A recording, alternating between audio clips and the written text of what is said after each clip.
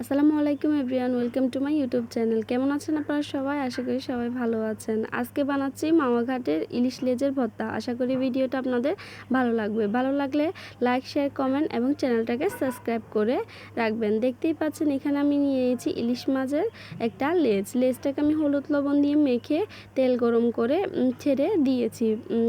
লেজটাকে ভালো করে একটু কড়া করে ভেজে নেবেন।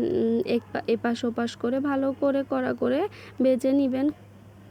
মাওয়া ঘাটের ইলিশ লেজের ভর্তা তো সবাই পছন্দ করে থাকে।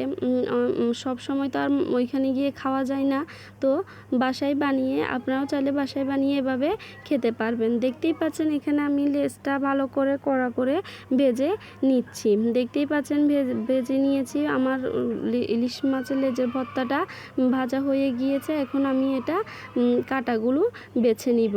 আপনারা এভাবে ভেজে সুন্দর করে কাটাগুলো বেছে নেবেন। এখানে আমি একটা লেস নিয়েছি, আপনার চাইলে 2টা 3টা দিয়েও বানিয়ে নিতে পারেন। অনেক মজা হয় ভর্তাটা। এই তো দেখতেই পাচ্ছেন এখানে আমি কাটাগুলো সুন্দর করে বেছে নিয়েছি।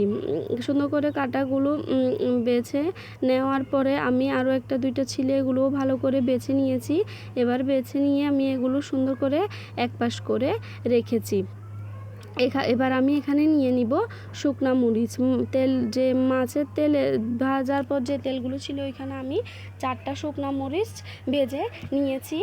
তারপরে কিছু পেঁয়াজ কুচি আর কিছু রসুনও কাঁচা পেঁয়াজ কুচিও নিয়েছি আর ভাজিও নিয়েছি। এখানে আমি 4টা মরিচ নিয়েছি, আধ মতো নেবেন।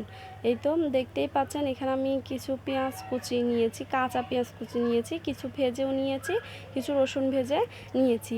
এবার এগুলো আমি সুন্দর করে লবণ দিয়ে সরিষার তেল দিয়ে মেখে নিব। দেখতে পাচ্ছেন এগুলো আমি লবণ দিয়ে শুকনো মরিচগুলো আগে কচলে নিচ্ছি।